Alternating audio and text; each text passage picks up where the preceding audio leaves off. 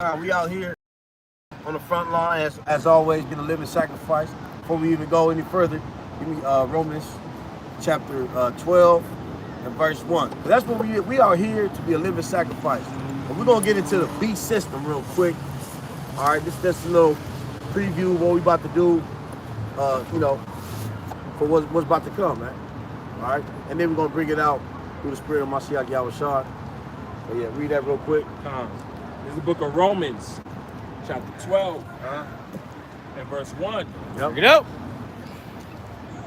But the Romans chapter 12 and verse 1. I beseech you, therefore, brethren, by mercies of the Most High, that ye present your bodies a living sacrifice, holy, acceptable unto the Most High, which is your reasonable service. Which is your what? Which is your reasonable service. Which is your reasonable. It's our reasonable service to be out here, bring it out for our people, and help our people understand, hey, that they're the children of Israel, and that they need salvation only through Yahushua. Ain't no salvation in you just being an Israelite. All right, it's the salvation of you being an Israelite in Mashiach Yahushua, man. That's being a living sacrifice for our people. Because our people are dying out here, man. All right, we see homelessness on an all-time scale when it comes to Jake, so-called black man, so-called Hispanic man, Native Indian man, all right, and abroad. All right, we got our brothers in Jamaica suffering diverse judgments, man. You got the damn hurricanes that just took half of Jamaica out, man. You know? So we in the thick of prophecy. And it's time for us to be serious to our best ability. All right, it's time for us to really get in tune of the scriptures and move in the spirit of the scriptures so we won't perish like the others, man. All right, so Yeah, that's right. Yeah, said, we in the thick of it, man. That's why we're going through prophecies, right? And this video is going to be about prophecies, right? Touching on current events, touching on what's happening in the world, man, right? And also touching on, as your brother said, the beast system. Because we're in the system of the beast, right? Let's go to the book of, I'm going to go real quick to the book of Acts, right? Let me get this real quick. This book of Acts, right? Chapter 13 and verse number 14. It says, but when they departed from Perga, they came to Antioch in Pisidia and went into the synagogue on the Sabbath day and sat there.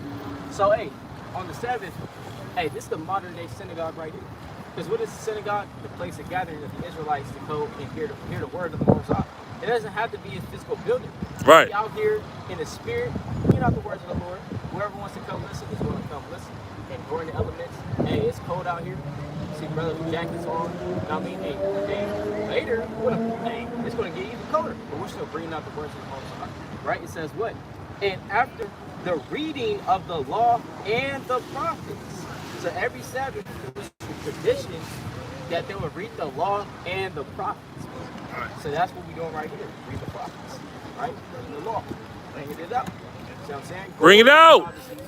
And showing, again, what time we live in, exposing the beast system, you understand? And revealing the truth. So we're gonna touch bases on it real quick through the spirit. All right, so the beast system. So we're gonna have the brother read an article about the Club of Rome. All right. I see some of the brothers, specifically Naquan, kind of got into some of the things of future prophecies dealing with the agendas of the so-called white man. All right, the Edomites, the Illuminati, all right, Freemasonry. All these men is just one group, and they got many organizations. And that's one of the organizations we're going to kind of bring out, which, like I said, the brother brought it out, called 2030, is their primary agenda, right? We see it. We see their agenda every day. Something's always being transformed every day. You got transgender, right? You got stuff. They even talking about transhumanism. They got all these different. They keep transforming things into so it can fit their agenda. Transatlantic slave trade. Transatlantic. That was the first transatlantic slave trade, right? They always having this new world order type of spirit, man. Yep. You know what I'm saying? And so the fourth industrial revolution is something that they're trying to usher in. But I got a precept for this new world order that they're trying to bring out, and then the brother can, kind of read that article real quick. Let me bring this out real quick. This is Proverbs, real fast. Proverbs chapter 10, right? Because they got thinking tanks, right? They've been plotting for years, decades, centuries. They got a 100-year plan of what they're gonna do to society, man. All right, the first 100 years, dumb society down in their school education system. The second 100 years, transform the people into different philosophies, ideologies, up into even homosexuality. All right, always, like I said, something always transforming up until it get to a point where all society is dumbed down, and the 1% is the gods of this earth. That's what they want, right? This is the book. But what does the Bible say? Their agendas, all their agendas, and all their new world orders is going to come to. Let's find out. That's right. This is the book of Proverbs, chapter 10, and verse 28. The hope of the righteous shall be gladness, right? Hey, our expected end is going to be gladness, man. All right? Yes, it's going to be hell on earth like no other. A nation, the time we're going to experience is going to supersede all the dire things that we see in the past, that we read about in the past. It's going to be worse than that, right? But our expected end is going to be gladness.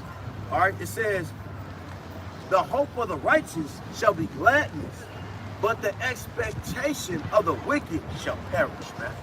Right? So all your new world order plans, whatever you got in your think tanks, whatever the Illuminati and all these secret societies is plotting against the average Jake, all right? Hey, your plans is going to fail through the spirit of Mashiach Yahushua. That's right. All right? So you got something? I got, You can read that. Okay. Revelation, chapter 13, it talks about the beast in the New World Order. It talks about basically Esau, and in a nutshell, America, right, exercising power over the whole earth. And essentially, that's what America has been doing ever since they came into power. See what I'm saying? They've tried to exercise that power that was given to them by the Most High, you understand, to basically enforce their New World Order. Because again, when these so-called explorers came from Europe over here to the Americas, what they say, this is the new world.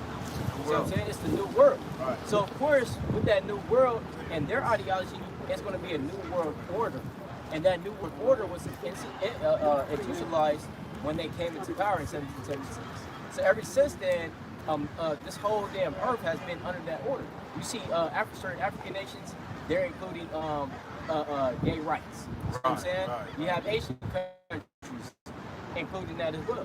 Certain Asian countries, right? They're learning of basically the philosophy and the world order of Babylon, right? But I'm gonna read this real quick, right? This is Revelation 13, verse number 6. And he opened his mouth in blasphemy against the Most High, blasphemed his name and his tabernacle, and them that dwell in heaven. What is his name? Well, basically the glory of the Lord, right? What the Lord stands for. Right now, they've tainted the word. They've tainted the word. They tainted the Bible. So I'm saying, because now we associate the Bible with what? Christianity. Yeah. We associate God with the white man. We associate Jesus with a white man. That's You know what I'm saying? That's a trend. Exactly. And his tabernacle. His tabernacle is what? The tabernacle of the Lord is the people of the Lord. See what I'm saying? So it talks about what? To blaspheme his name and his tabernacle and them that dwell in heaven. So even the saints, they can't even get no rest, even if they in the third heaven. See what I'm saying? Because they're painting over the face of Peter, painting over the face of John, painting over the face of all the apostles. See what I'm saying? It says what? Verse 7. And it was given unto him to make war with the saints and overcome them, and power was given him over all kindreds and tongues and nations. See what I'm saying? So that's that world order that they basically institutionalized centuries ago. But he's going to try to redo that, like how you said, the fourth industrial revolution. It always got to have both. You know what I'm saying? But yeah, come on. I got that real quick. Yep. All right, this is this is the world's economic .org. It says, the fourth industrial revolution defines a new era of technology advances, characterized by the fusion of physical, digital, and biological worlds. Right? The book explores how technology like AI, so on and so forth, printing or creating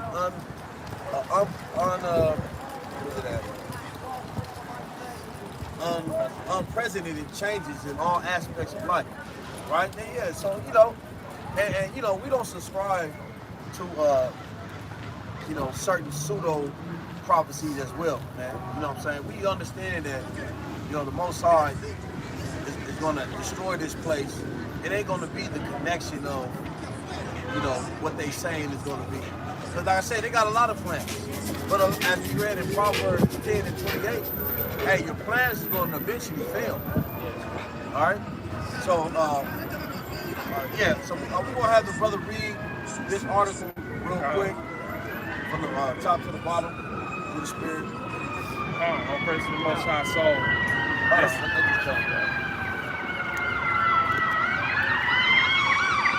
Yeah, so like I said, man, we just trying to stay in the Spirit.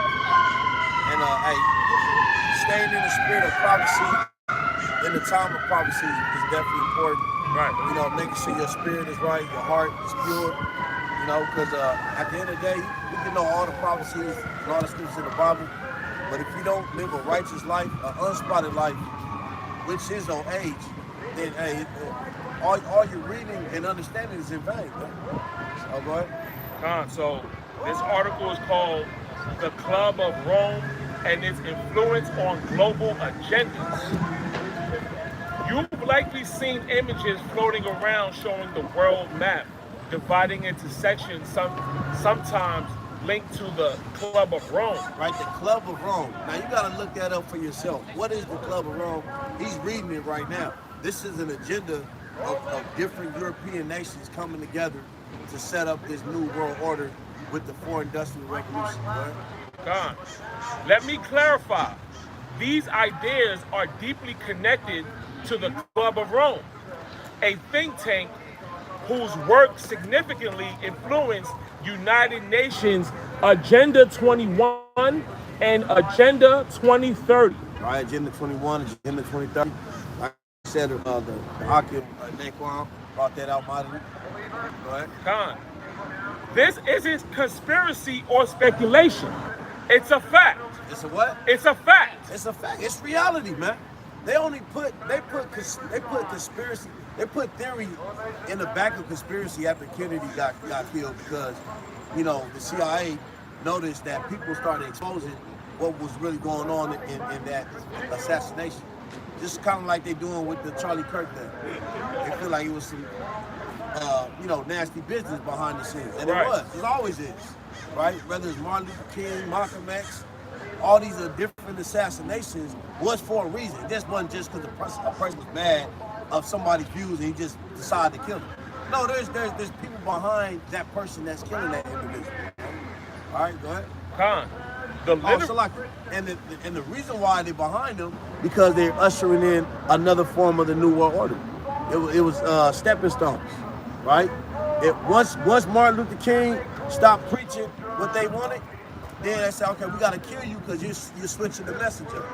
Right? So the message, just like with Charlie Kirk, all right, they killed him because he started slowly thinking about so-called, this is what they say, and he decided to move away from the Jewish powers that never be. You know what I'm saying? The Khazarian mafia, so to speak. All right, go ahead. Khan, the literature and reports published by the Club of Rome, including The Limits to Growth, directly inform the frameworks behind these global agendas. All these are all everything you've been seeing, the so-called coronavirus, the CHIP, what other agendas? Some of these mass shootings, what else? The Katrina floods, Hey, and there's things that's brothers consider conspiracies.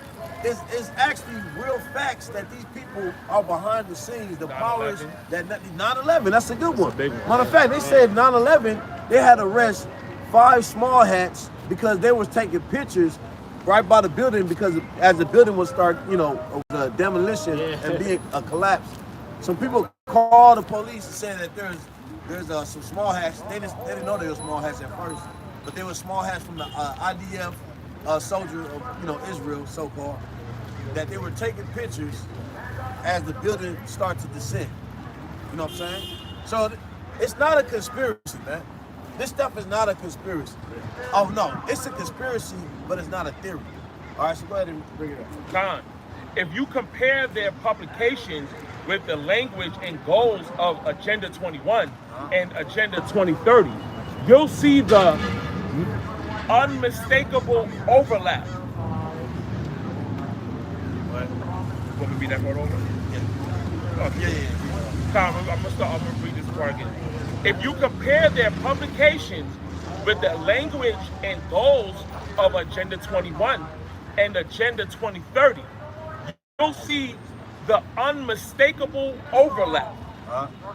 To truly understand the direction of the world, to truly understand the direction the world is heading, don't just rely on media sound bites. Instead, read these critical documents. Right.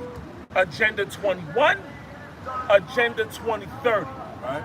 The Fourth Industrial Revolution by Carl Schwab. Yep. By Carl Schwab. I mean, you know who that devil is, man.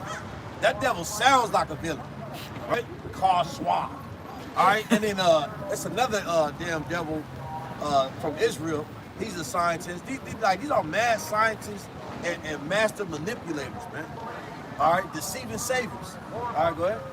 And another one is The Great Reset. The Great Reset. By Klaus Schwab. Yeah, and Klaus Schwab, that's the one of the top men from the economic forum. Yeah, he's that damn devil, man. So you got to look at these dudes' names. These are elite names. So-called. Well, they are elite to on the left hand side. They got elites on the right hand side who will be considered to be the 144,000, and then you got the elites on the other side who will be considered the wicked elites. All right, go ahead.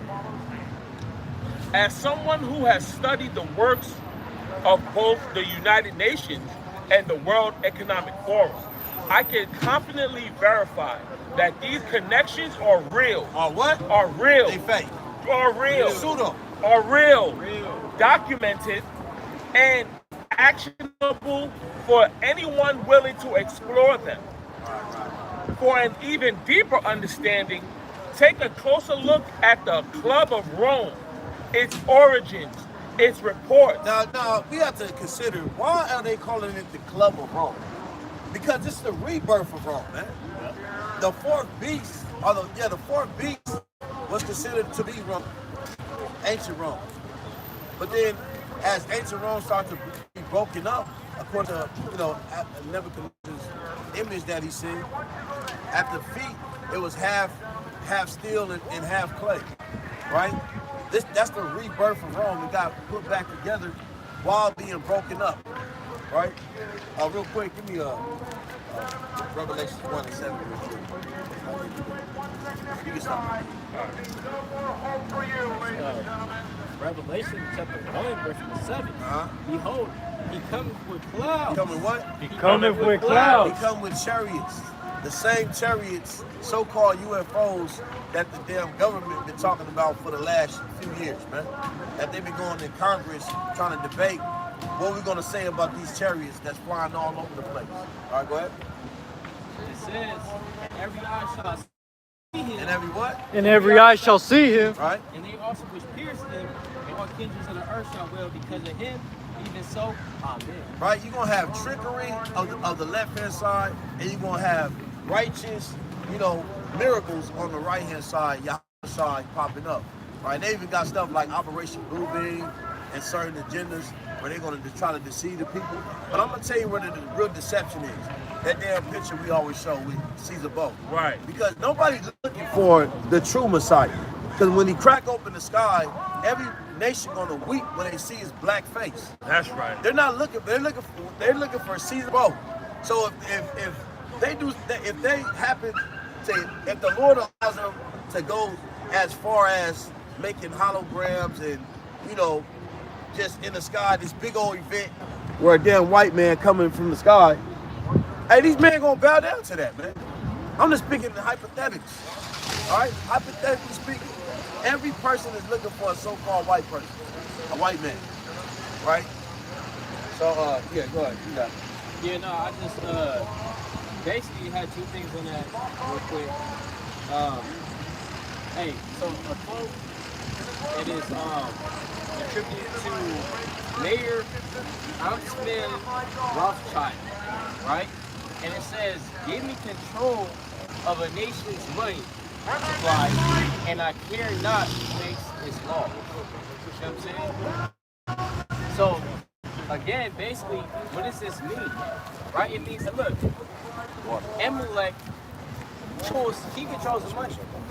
The federal supply of money in America is privately owned. So they should control. When you have a certain group of people that control the nation's money, they don't care who makes the law. Because guess what? The people who make the laws are in subjection to whoever makes the money. Right. So it says what? The founder of the Rothschild Bacon dynasty. This quote is used to argue that controlling the money supply grants ultimate power. Grants ultimate what? Ultimate power. Superseding the importance of law-making bodies. That's dangerous, man. See what I'm saying? That's dangerous. That's dangerous right there. So that means, and that links up exactly what I was studying as well, because there was somebody that said, look, in America there is no true democracy. Why? Democracy came from ancient Greece. It's the first form of democracy, right? It means power to. So basically it meant that every citizen, every Greek citizen had to vote. You had an obligation to vote on certain matters when it came to politics.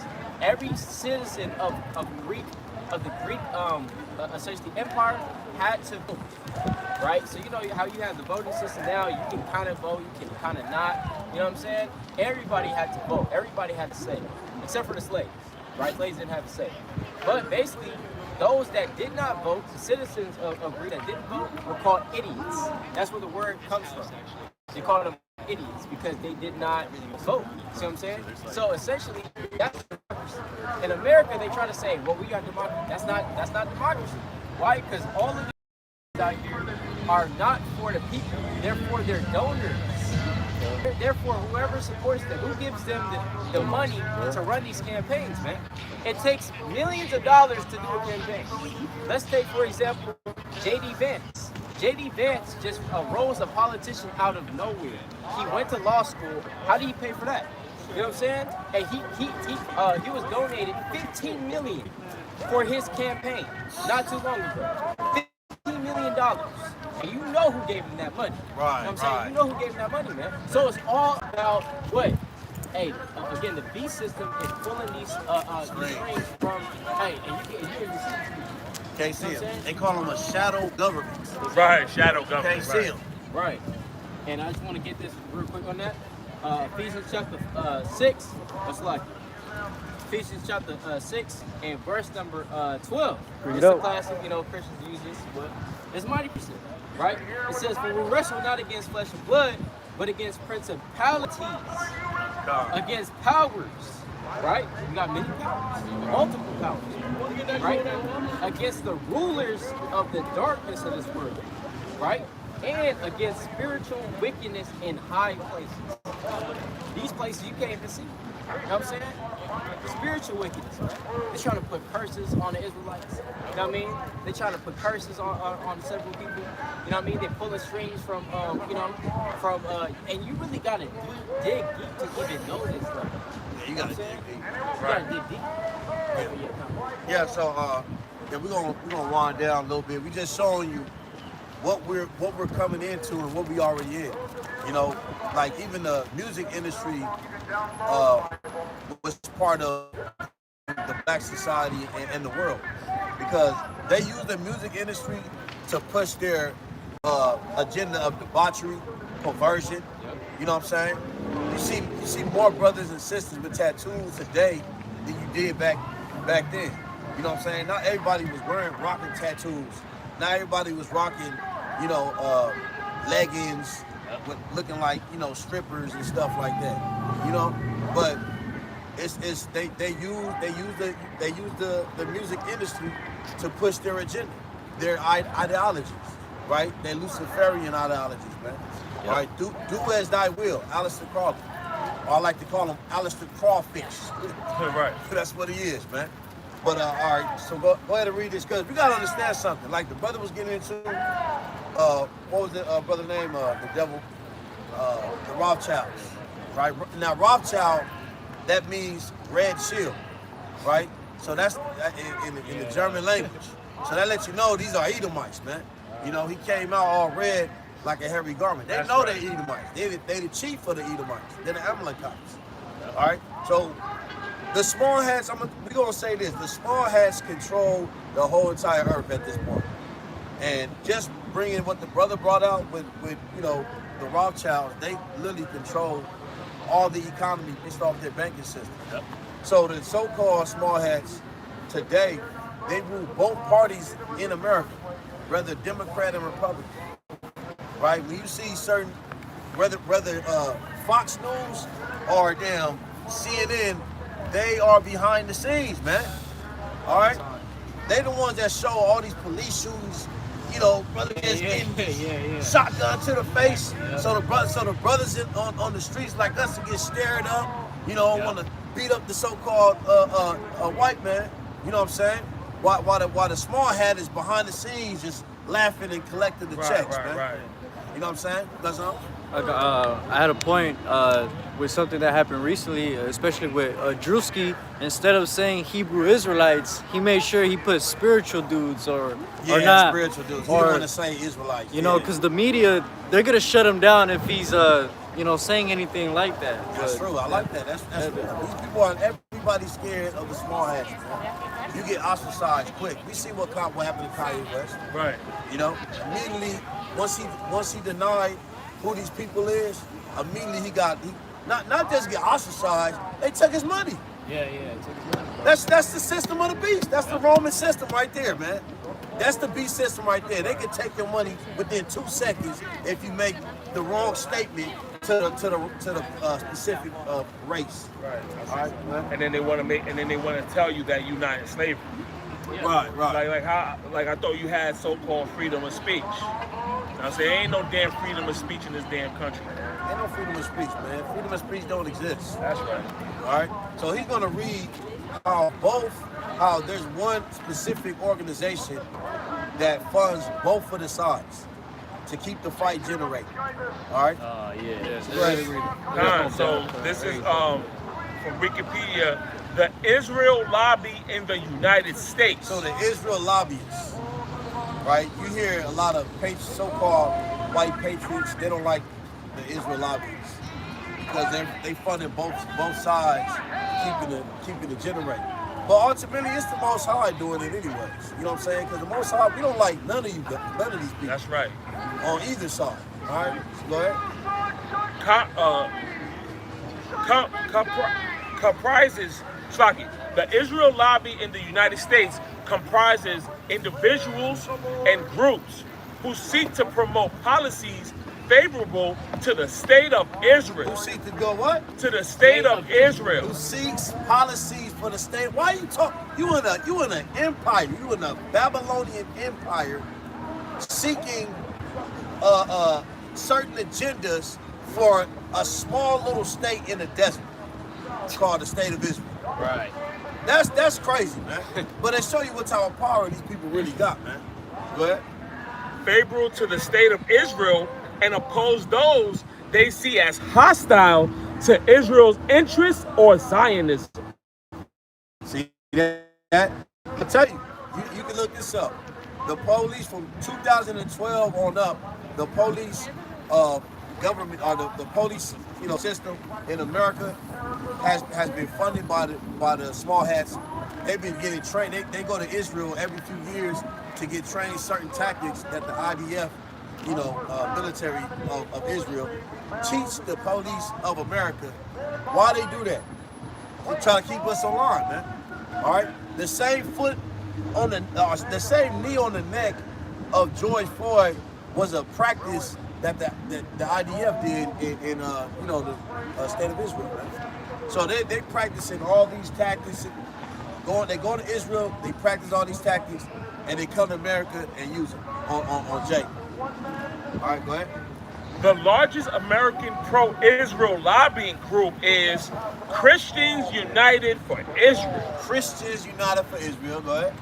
Which has over 7 million members. Yep. So, and these Christians, man. So, you got to consider some of these dudes that's popping out of nowhere, like a so-called fraud logic and vocab Malone. All these people believe that the so-called small hats today are the actual biblical Israelites. Hey, a lot of these dudes, like Yaku, these dudes, and they know who they work for. Charlie Kirk, the dude worked for the small hats, man. And who was he targeting the most? So-called Negro, man. Right. And the dude literally get killed right when he's talking about the gangs, the gangs of Israel and in the neighborhood. So like some of these gangs. Right. So like I said, all these people are connected to these people. Right? The largest American pro-Israel lobbying group is Christian United for Israel, which has over 7 million members.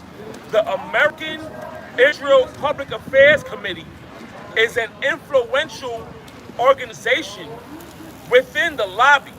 The Israel League has funded primary campaigns against members of the two major political parties. The two major political parties. So it ain't just the Republican side. It's the Democrat side, man. All right? You don't think there was, and I guarantee they funded the Civil War as well, man. Oh yeah. In the U.S., the Republican and the Democratic Party, who are viewed as hostile to Israel. Yeah, so anybody that's hostile to Israel, they have to come at you. So that's why they got to have both of these organizations into both of these parties. So whenever anybody says something, they can ostracize them, get them out the way. You know what I'm saying? So that's yeah, we're gonna close up through spirits. We're waiting to sheep up. Right. And just real quick too, like, and that's how you know that's true, because even when you have so-called two sides of the coin, like you got Republicans, you got Democrats, you know what I mean? You got the liberals and the right wingers, but they all say one thing though. They all say Israel is we should support Israel. Yeah. You know what I'm saying? They both say that. It don't matter what side. Yeah, it don't matter. I mean, they always say that. They always go, hey, every U.S. president, damn near a modern time. They got to kiss the ring. They got to kiss the ring. They got to go all the way to Israel. Put the little small hat on. Put the small hat on. Go to the wall. Go to the wall, touch it. You know what I mean? Whether you Democrat or Republican. So what does that tell you? It tells you that Amalek is for, it's not even a side. It's the same side. You know what I'm saying? It's the Amalek kind of side. It's just whatever fits their agenda. You know what I'm saying?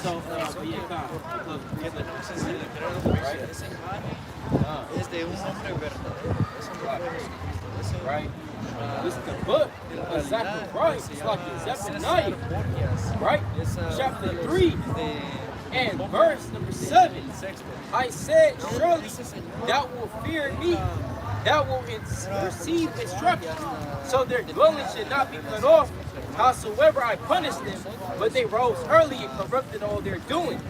Therefore wait ye upon me, saith the Lord, unto the day that I rise up to the prey. For my determination is to gather the nations, that I may assemble the kingdoms to pour out upon them my indignation, even all my fierce anger. For all the earth shall be devoured with the fire of my jealousy. And that's what we wait for that prophecy to unfold. That prophecy has to unfold. The earth has not been covered in the Lord's jealousy. You know what I mean? In the fire of the Lord's jealousy. Right? Whatever that may look like, man. That could look like thermonuclear fire. That could look like fire from the chariots of the Most High. That could look like fire, just coming up from the earth, man. You know what I mean? The molten fire through the Spirit, man. The volcanic fire. You know what I mean? Hey, whatever type of fire, hey, the Lord has yet to do this so beautifully. Purification, man. Purification in the last days. This is Sirach, chapter 36 and verse 6. Show new signs and make other strange wonders. Glorify thy hand and thy right arm, that they may set forth thy wondrous works. Rise up indignation and pour out wrath. Take away the adversary and destroy the enemy. Make thy time short. Remember the covenant and let them declare thy wonderful works. Let him that escape be consumed by the rage of fire, and let them perish the oppressed. Let them perish that oppress the people. Smite asunder the heads of the rulers of the heathen, that say there is none but we, right? He says, smite the heads of the rulers that say there is none but we.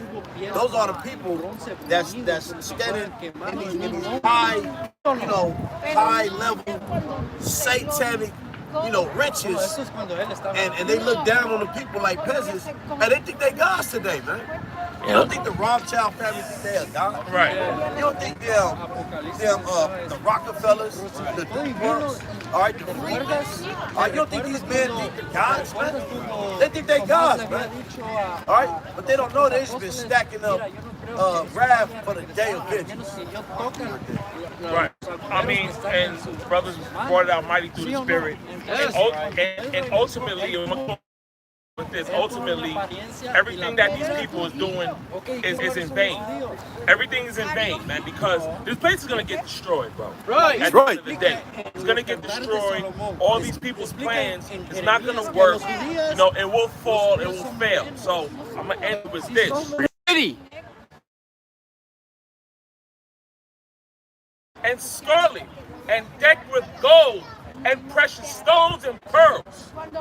For in 1 hour. In what? In 1 hour. So great riches is come to naught. And every shipmaster and all the company of ships and sailors and as many as trade by the sea stood afar off. I'm going to read 18 more quick. And cried when they saw the smoke of her burning city. So burning, saying, what city is like unto the great city? You know what I'm saying? So ultimately, man, all these people's plans, their Agenda 21, their Agenda 2030, hey man, it's gonna fail, man. Come Yashala. Come Yashala. Come Yashala. Come Yashala. All praise to the Most High, man. Happy Shabbat to the 12 tribes of Israel, man.